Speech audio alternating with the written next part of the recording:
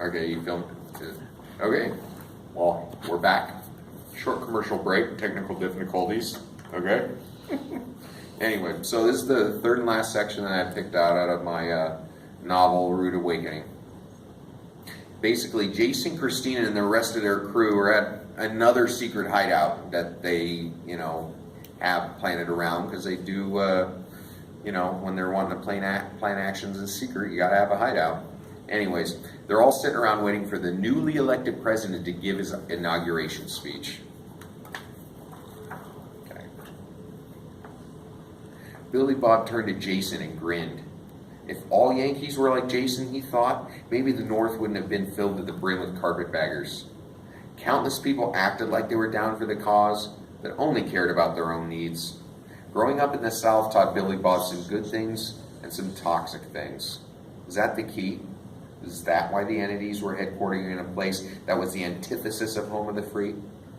During the Civil Rights era, the South was on the precipice of major change. Some ideas ended up squelched for being too radical.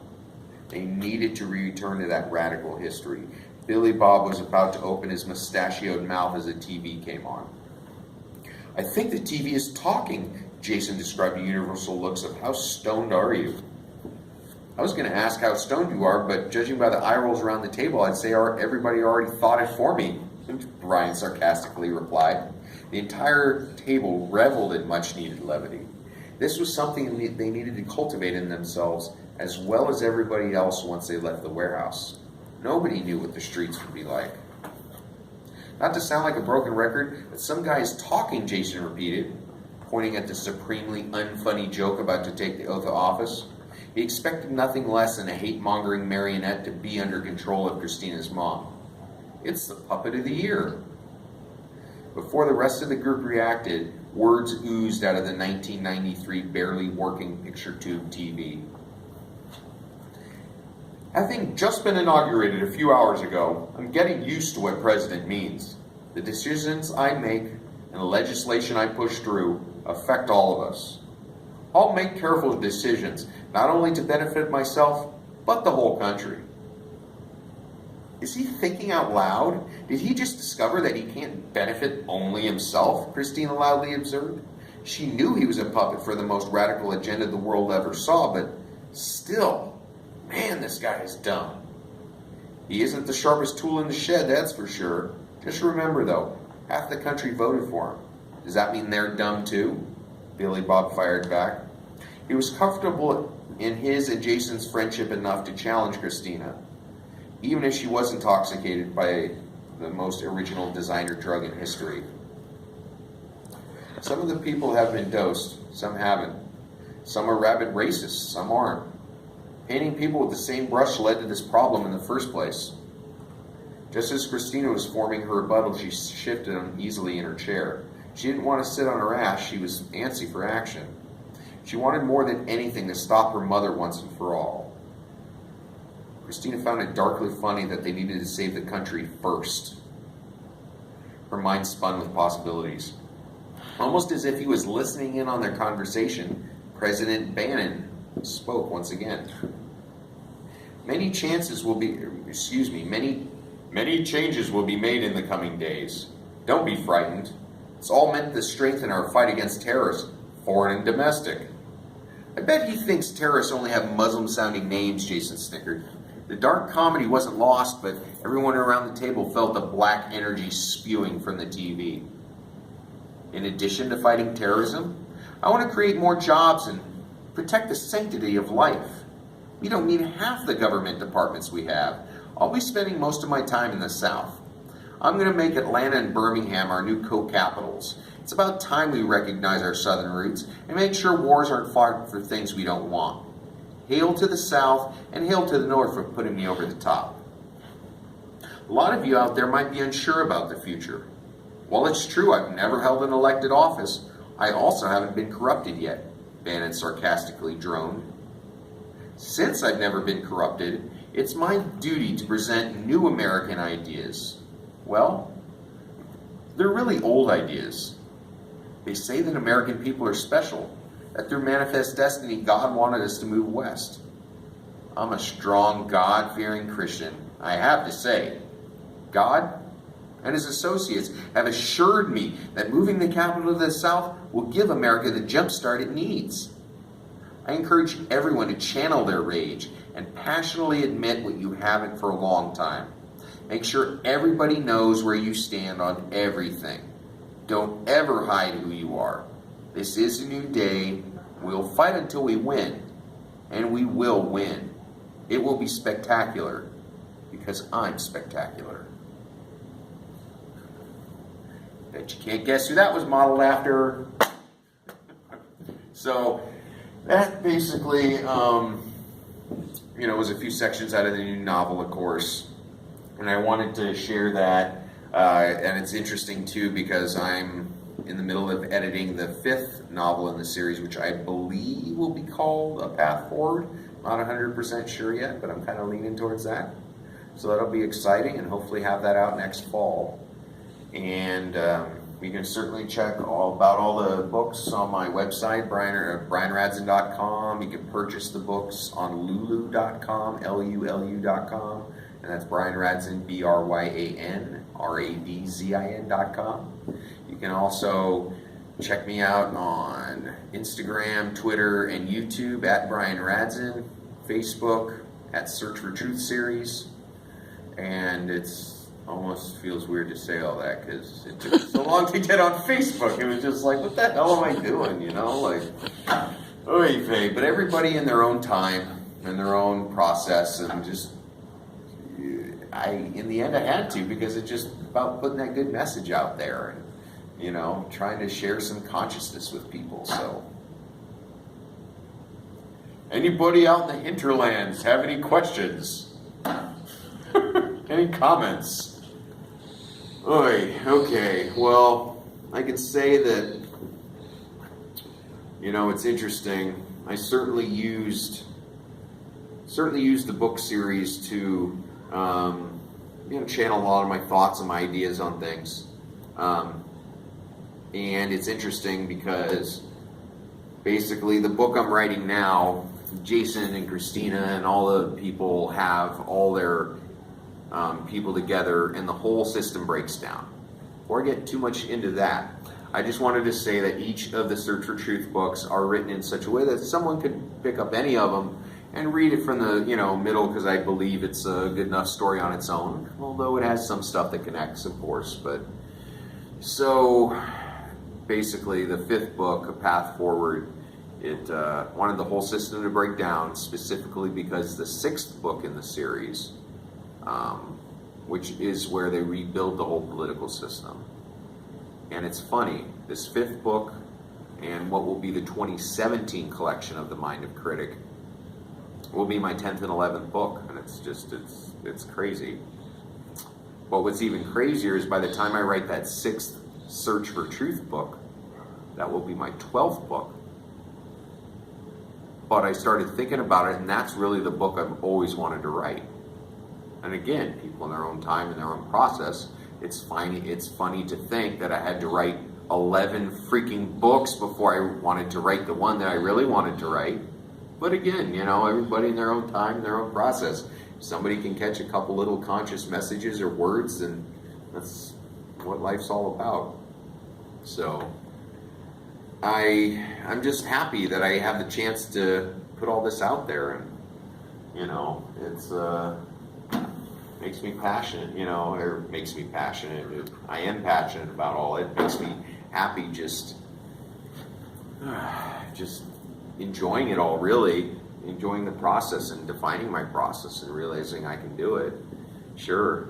And yes, the goal is to certainly be wildly popular and make a living with my books and everything there. But, it's really about having conversations.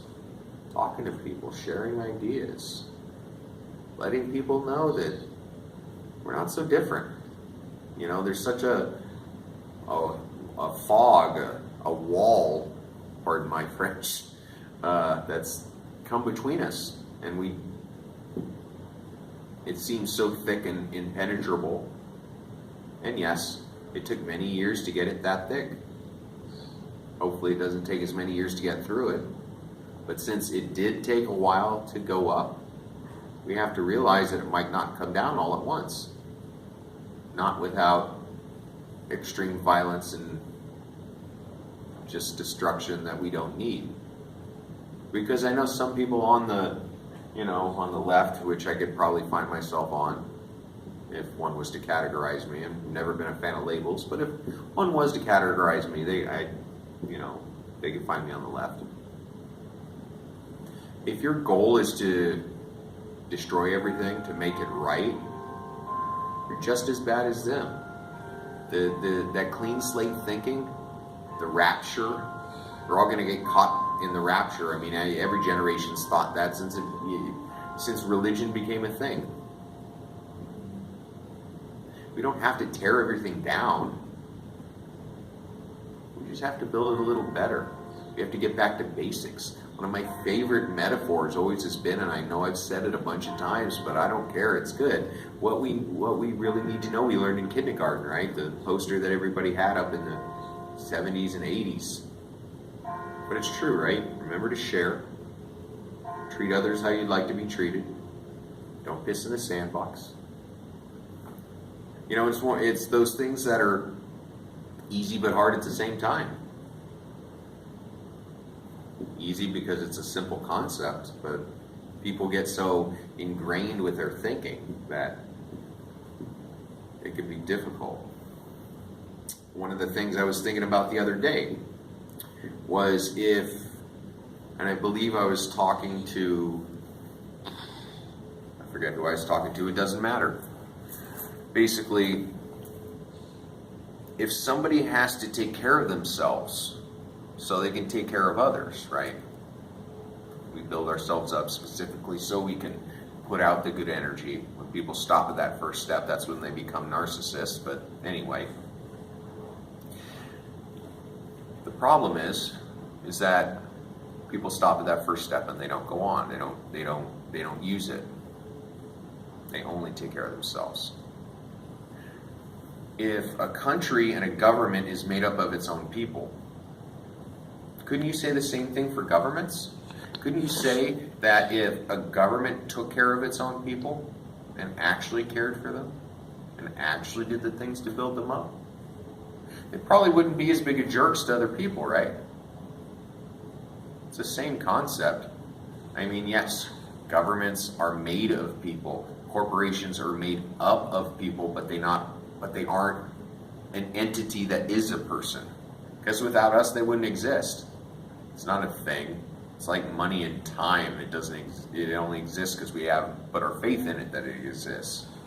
I'm getting off the point, but it doesn't matter. I can go on tangents if I want.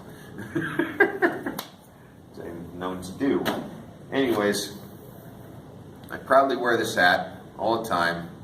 I had to display it again. And I wanted to show you how dirty this thing is. And the only reason I do that, I know it's gross to show a dirty hat, but the point is that I wear it all the time. And I want people to know that I wear it all the time. And the reason I do is, yes, it's a great conversation starter. People walk up to me and are like, hey, I thought it had something else. I was about to get all pissed off at you, or I was about to come over and punch you, or I was about to, something, And then they're like, oh, you're pretty cool. And I've had some good conversations. It's been great. But that's the idea, right? We have to make racists afraid again, because they're not afraid right now. If there's any group of people that should be shoved back in the closet, right? And it's one of those things. It's part of the balance, positive and negative. We'll never fully get rid of that, ever, because it has to. Part of it always has to exist because of the positive itself. But we can shrink it so much down into a corner that basically they're like the crazy street preacher on the corner, just spewing whatever he's talking about. And people know he's there, and people know he's crazy. They don't really pay attention. Just kind of walk by and do their own thing. I think that's about as good as, or as small and uninfluential we can get the dark side of things. I'm a firm believer in critical mass. We come together, there's a lot we can accomplish.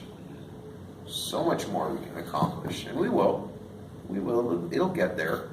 Like the Martin Luther King line, the moral arc of the universe bends towards justice, or the moral arc of the universe is long, but it bends towards justice.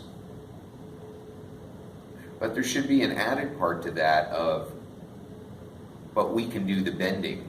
We can make the bend a little more. And that's what we do. That's what we have to do. We have to be our best human beings, our best selves to each other. Doesn't seem very difficult. Maybe if we're not used to it. There's a lot of strange people out there, strange beliefs and saying strange things we might not have heard before. But if we could just do that in our daily lives, and remember that, the next generation of politicians, because politicians do come from us, not created by aliens or witch doctors, will be a little more human. And yes, things have been so far damaged that it might take a generation or two to right itself. But it will. We just have to keep our eyes on the prize and the truth, and realize that everybody's going to come to that light, that truth from zillions of different paths. But that's what makes us the same. What makes us different makes us the same. Because we all have differences. We all have differences. That actually makes us the same, because we're all different from each other. Once we realize that, it can fix a lot of things. And I just love the opportunity to, be on this campus that was a big part of my life for 3.5 years, and have all 9 of my books in the library is pretty sweet. The throngs of people here. Did you want to say anything, Mom? No.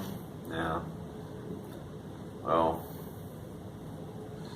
it's pretty cool. I could see myself, my goal when I turn 30, to put out my first book and do a book a year after that. Be 37 in July, and I'll have 12 books. Amen. It's gotta lead me somewhere, right? And it will. It will. I just have to keep the faith. Have to, keep my mind moving in the right direction, because that's what really, be the example you want to see, right? A Gandhi line. And some of these simple concepts that we sometimes forget about, or we get caught up too much on the words of the concept instead of the concept itself, and then the whole idea that we're trying to describe gets lost. And then what's the point? So who cares how somebody describes something, as long as it's true and human and full of love and peace. So, well, I can keep talking for another 20 minutes, but I think, I see the librarian, and I think she's motioning to me that I got to wrap it up. So, or I'm getting the shh symbol, so I better shh. Anyway, these kids out here probably think I'm nuts. Anyways, thank you all for joining me today. I hope to see you all again, and I know I will. My new book will be coming out in the fall. Search for Truth, Path Forward, I believe. Not fully set on the title yet, but that's what I'm leaning towards. Once again, check out my website, bryanradzin.com. That's BRYANRADZIN. You can purchase my books on lulu.com. That's LULU.com. Please check me out on my Instagram, Twitter, YouTube at Bryan Radzin, and Facebook at Search for Truth Series. Follow me, comment, anything like that. Also, my email is brr5@humboldt.edu. If you want to email me, please email me, please. Or if you happen to check my book out, please leave a review. Anyways, getting off topic, please check me out. I know we can have these conversations, and I'll see you again soon.